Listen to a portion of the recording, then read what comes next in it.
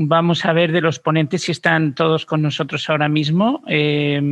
Antonio, me parece que sí, estás ahí, como has sido el primer ponente. Te voy a dirigir la primera pregunta. Es una pregunta sobre pues este decrecimiento de la disposición de energía primaria y digamos de la economía, obligado por ella, nos plantea también toda una serie de fenómenos, de fenómenos expansivos de la economía digital, y que en este contexto de COVID, ha sido un poco la tabla de salvación para las personas y para las economías, en cierto modo.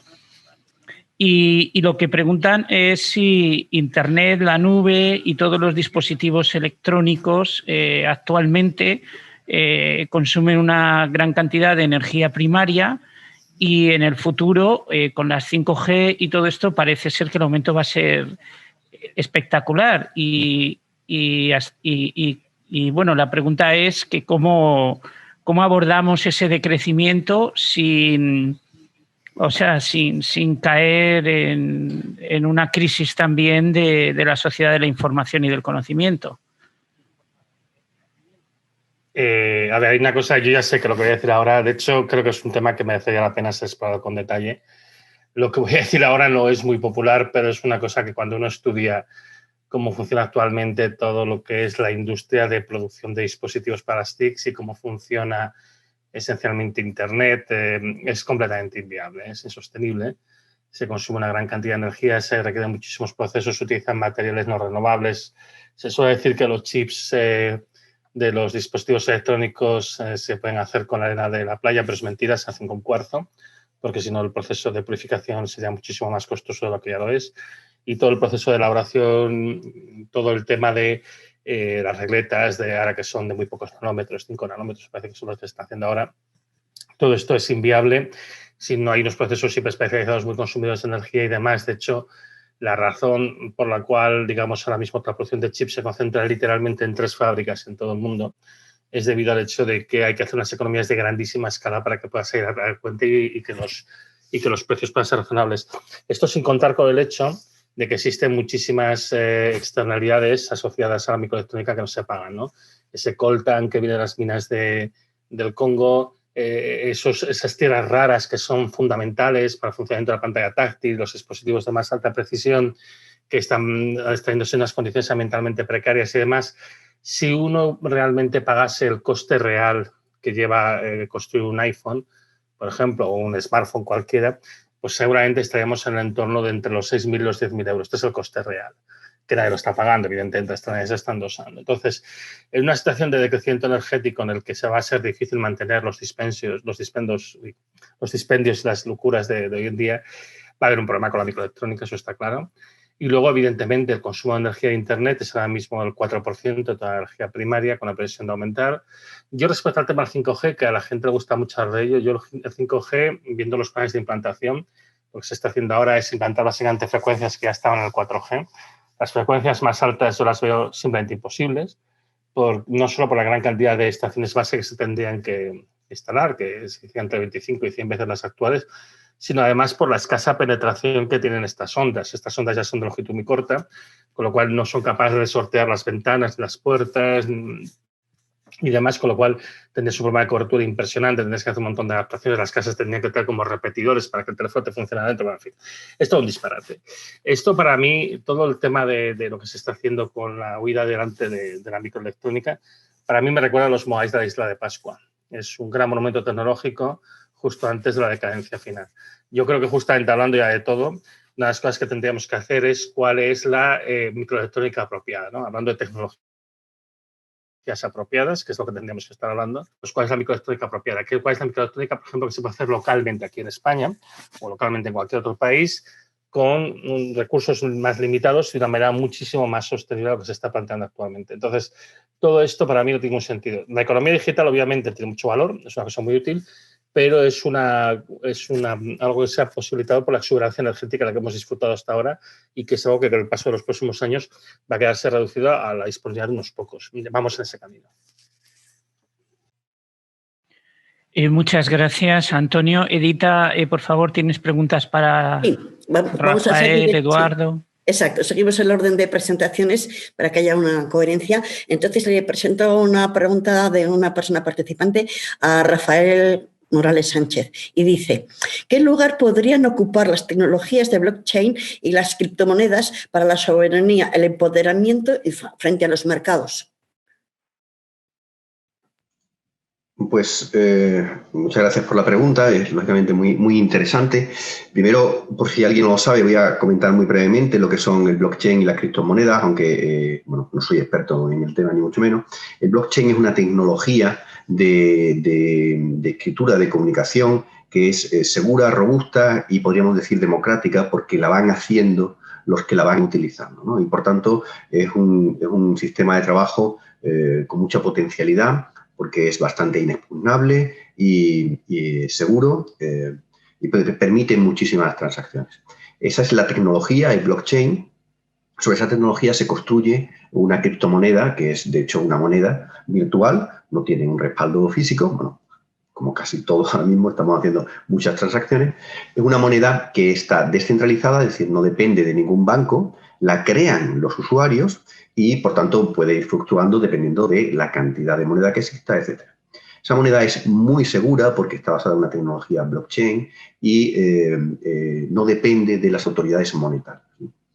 Bien, pues son dos cuestiones totalmente diferentes. La tecnología blockchain parece que es una tecnología con muchísimo potencial para el futuro, no solamente para la base de la criptomoneda, sino para intercambio de documentos, para contratos, para información, y es una tecnología que podríamos decir democrática. En ese sentido, creo que tiene mucho recorrido y, bueno, todo el recorrido tiene como que la mayoría de las grandes empresas, sobre todo las financieras, las están utilizando ya. Es decir, si por así decirlo los malos la están apropiando o la están utilizando, es porque es una tecnología muy sólida.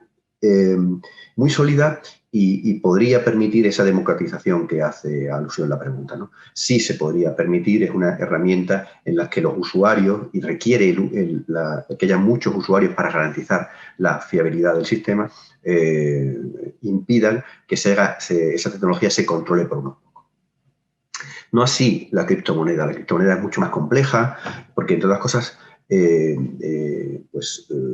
una amenaza para las monedas existentes y, por tanto, es una amenaza para la independencia financiera de los estados, ¿no? Ahora mismo los estados son los que controlan el dinero y, en el caso de Europa, pues la Unión Europea, la cantidad de dinero que hay en la economía y son ellos los que deciden las cantidades de dinero que se vuelven a la economía. Una moneda particular, una moneda que haya entre privados, un sistema que no esté regulado por las instituciones, genera muchísimas dudas. Y aunque pueda considerarse una fórmula democrática, ahora mismo está en el aire la forma en la que se concreta y se institucionaliza, ¿no? Tan es así que Facebook intentó tener una moneda propia, una criptomoneda, y se le quitó esa posibilidad por la capacidad, por el poder que podría tener. Si Facebook tiene una moneda ya, bueno, pues parece que el poder que tendrían sería excesivo. Es un tema muy complicado y ahora mismo hay muchos defensores de la democratización de las instituciones financieras y las criptomonedas podrían ser una fórmula de democratizar las instituciones financieras, pero no la única.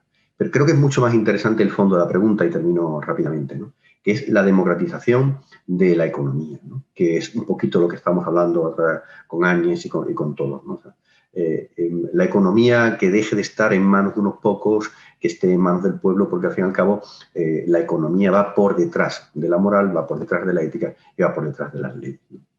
Y para la democratización de la economía me parece que una palabra fundamental que no ha salido suficiente es transparencia, ¿no? Es muy necesaria que haya transparencia en las decisiones políticas, en las decisiones económicas. Y esas decisiones económicas serán transparentes si, por ejemplo, utilizan pues, un sistema seguro y cifrado como el blockchain, etc.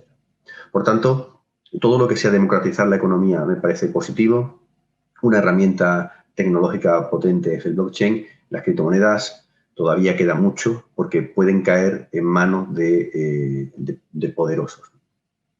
Espero haber respondido a la pregunta. Muchas gracias, Rafael. Oyéndote he recordado algo que he leído recientemente y que todos sabemos y que a menudo olvidamos, que la palabra beneficio está compuesta por bene, bien, fare, hacer. Y se nos olvida muy a menudo. Escuchándoos a vosotros, a ver si lo recordamos.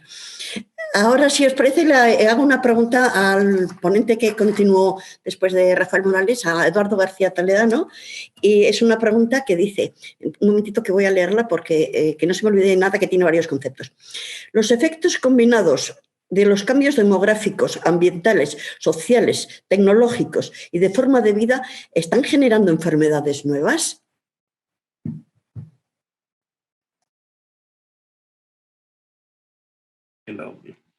Hola.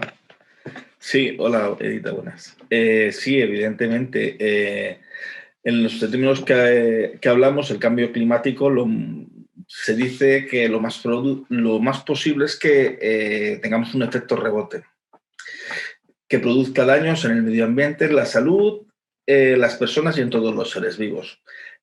Por vincularlo de algún modo, llevamos estudiando el cambio climático, se vincula también en cierto aspecto a la enfermedad de la COVID, porque dice que tenemos distintos estudios que dicen que la aparición de enfermedades transmitidas por vectores, o sea, a través de insectos o animales que contagian una enfermedad a través de una picadura por el contacto de orina, heces, sangre, etc., se va favorecida principalmente por los cambios en el clima y el funcionamiento de los distintos ecosistemas. Hay distintos estudios de la Organización Mundial de la Salud donde se habla de que está dando lugar a enfermedades zoónicas, que estas son entre animales y seres humanos provocadas por virus, bacterias, parásitos y hongos. También está muy vinculada, estamos diciendo en el estudio último, que se señalaba un aumento en distintas enfermedades infecciosas como el VIH y la hepatitis, están incluidos dentro de estas enfermedades que están asociadas a la parte zoónica. Y sí que en la parte que me decías de los residuos, Edita, me preguntabais por los residuos, ¿no? Sí, perdón. Había otra pregunta que ya que me lo haga esto, que decía, la crisis sanitaria agrava también la crisis climática. ¿Se ha estudiado cómo gestionar las toneladas de materiales desechados?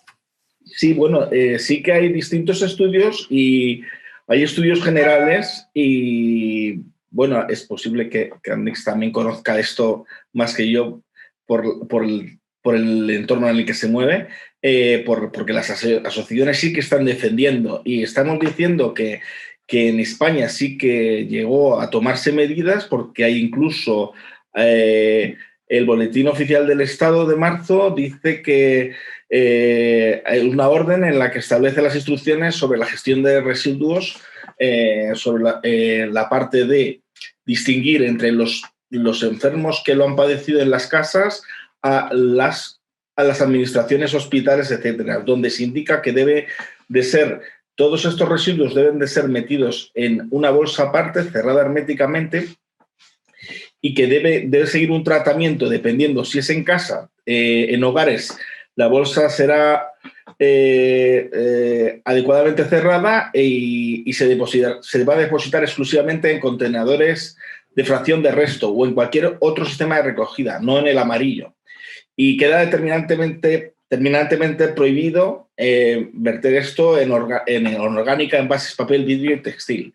Dentro del Boletín Oficial del Estado, de la orden que es la de 19 de marzo de 2020, la 271, acaba diciendo la gestión de residuos procedentes, porque sí que estamos generando distintos elementos que pueden afectar, pero además en toneladas indigentes. Pero sí que las medidas no se están tomando a nivel mundial, pese a que distintos grupos como Greenpeace están haciendo fuerza porque estos residuos sí sean tratados, pero cada unidad y cada país está tomando sus medidas. Sí que sería deseable que por ejemplo, Europa en ese aspecto, que dice que vamos unidos a la enfermedad, pues participara en esto y obligar a los Estados miembros a tener un tratamiento específico con sanciones.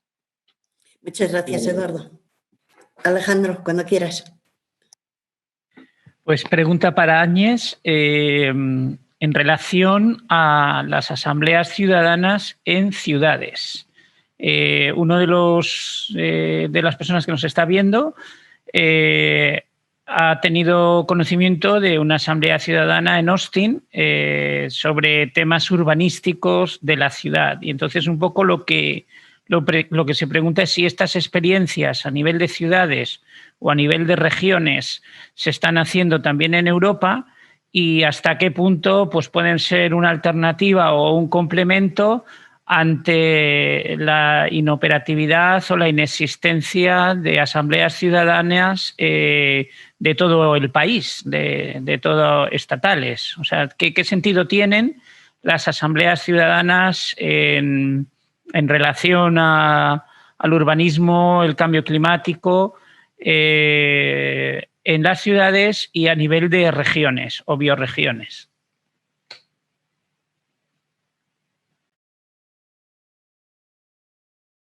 Tienes que activar el... Ya. Entonces, sí, es una buenísima pregunta, porque el centro de mi ponencia era aclarar que no se trata de una asamblea local, no se regula el carril bici, no se decide el menú de la residencia de mayores, no se decide la urbanización o no, y no se trata de autorizar una nueva autopista, etc. Todas estas asambleas, ese sistema de participación ciudadana, está regulado en España desde el año 85 y existe, se utiliza o no, pero bueno, la asamblea ciudadana es completamente otro dispositivo, es una política de colapso, para remitir al título de la sesión, ¿no? Es para actuar al nivel de decisión más amplio del Estado. O sea, con decisiones de gran calado. Por ejemplo, en Francia se debatió de reducir la jornada laboral a 28 horas semanales.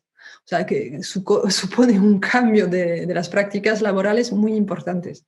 Y no digo que lo local no sea importante, que la gestión de las bioregiones es fundamental, y más en España, visto desde Francia, porque es un Estado centralizado, etcétera.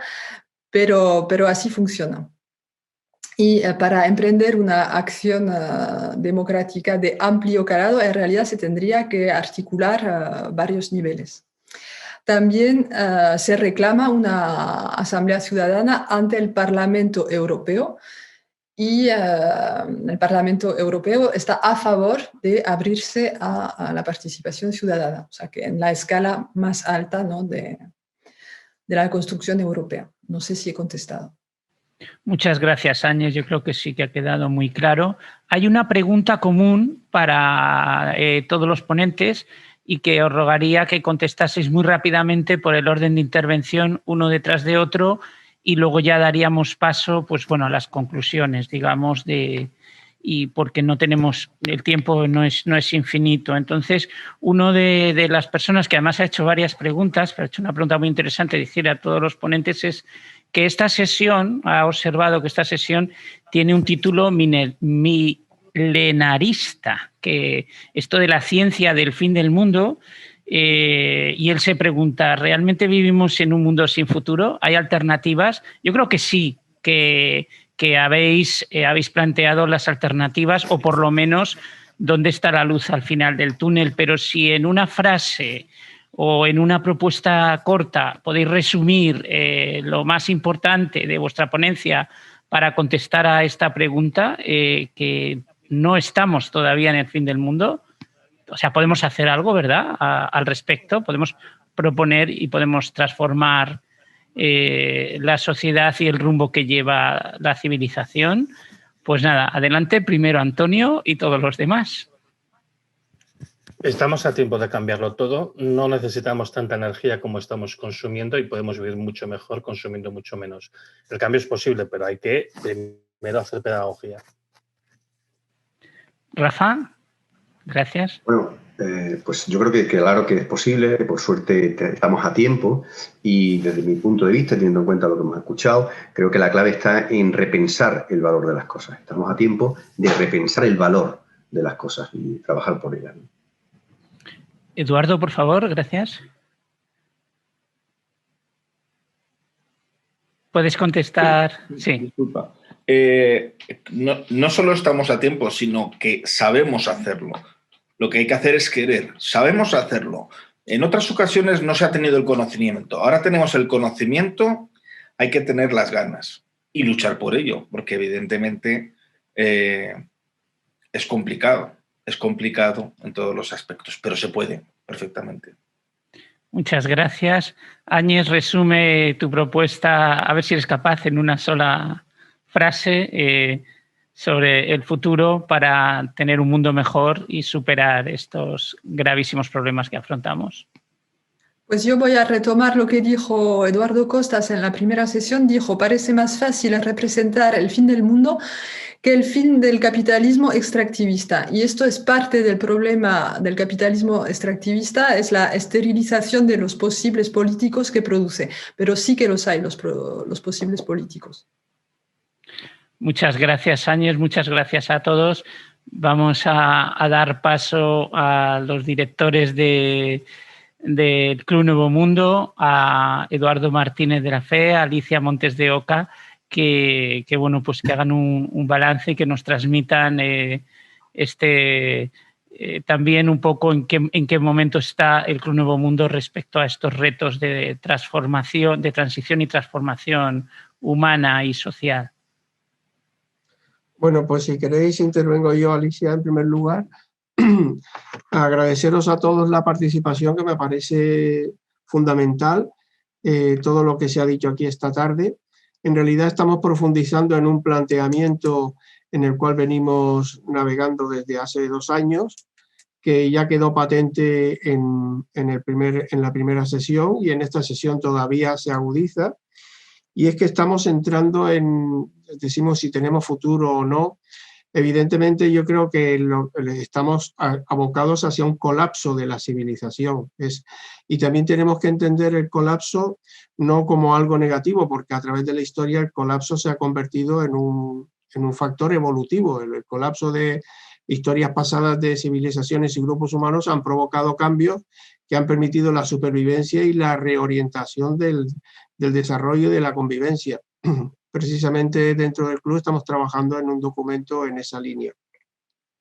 Entonces yo creo que el colapso lo estamos viendo en el colapso de la vida y de los ecosistemas, como hemos visto en la primera sesión. Aquí lo hemos visto en la energía, en la economía, en la sanidad, en la política, porque la experiencia de las asambleas ciudadanas es una reacción a este fenómeno. Y yo creo que el colapso pasa por una transformación cultural importante, porque una de las cosas que hemos dicho aquí, yo creo que es fundamental, es que lo que sustenta el modelo que nos está llevando al colapso es una falacia, en el sentido de que no tiene base científica para pensar cómo estamos actuando. Esta mañana teníamos una reunión también sobre este tema y veíamos que la ciencia ya dijo hace mucho tiempo que el Sol no orbitaba alrededor de la Tierra, que era al revés. Que la Tierra no orbitaba alrededor del Sol. Es decir, para ver si me aclaro. Sí. La teoría heliocéntrica. Correcto. O sea, que la Tierra no era el centro del universo. Eso es. Es decir, se suponía que la Tierra era el rey del universo y el Sol estaba a sus pies. Pues eso no ha pasado, ese pensamiento se sigue pensando en la sociedad actual, que el ser humano es el rey de la creación, que tiene todo el derecho del mundo y que el universo está a sus pies. Y no es verdad, realmente es al revés. Nosotros estamos al servicio de una evolución en la que estamos comprometidos y tenemos que dar con las claves para corregir nuestro desarrollo como civilización y enfrentarnos a esa realidad. Yo creo que en esta sesión que hemos tenido hoy ha quedado claro cómo nos estamos abocando a ese colapso y tenemos que verlo Y por eso estamos hablando de lo que estamos hablando, porque creemos que podemos y debemos hacer algo.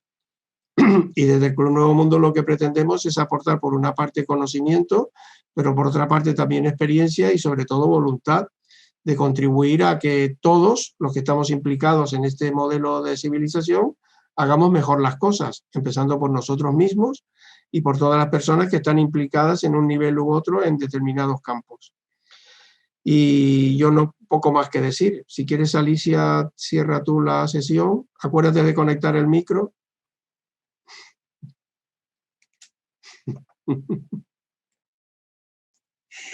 Bueno, yo en primer lugar les quiero dar las gracias por haber aceptado ampliar este grupo que somos el Club Nuevo Mundo con el saber y con la conciencia que cada uno de ustedes ha puesto de manifiesto.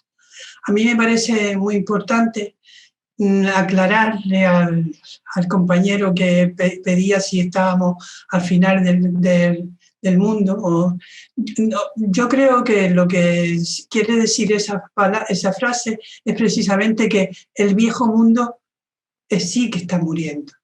O sea, lo importante es ver cómo a través de todas las participaciones de ustedes, y el Club Nuevo Mundo es una manifestación más, como lo es la revista Tendencia, de que estamos construyendo lo nuevo, es que llenémonos de paciencia en esta transición, aceptemos cuáles son los síntomas de los problemas que se van a ir poniendo en evidencia y que, como decía Eduardo, esto confluyen todos a la vez, es decir, que estamos viviendo en un momento catastrófico, un caos, pero es para un nuevo orden. Entonces, lo que yo creo que se pone de manifiesto con esta convocatoria que nos une y que nos hace sentir que estamos muy acompañados en todos los lugares del planeta en esta idea, es que refuerza nuestra capacidad de aguantar viéndonos tan acompañados. O sea que gracias de nuevo y a seguir proponiendo e iluminando los senderos de lo que a cada uno nos toca hacer, y desde el ángulo de que nos toca trabajar, sabiendo que los demás están también haciendo lo mismo. Muchas gracias. Muchas gracias, Alicia. Fantástico. Capacidad de resiliencia y propósito de transformación comunitaria. Muchísimas gracias. Y si nadie quiere decir nada más, gracias a todos los ponentes, gracias al Club Nuevo Mundo y gracias sobre todo a la audiencia. Este vídeo se va a seguir emitiendo y vamos a seguir divulgándolo. Creo que las aportaciones han sido maravillosas. Gracias a todos y buenas noches. Hacia un mundo mejor.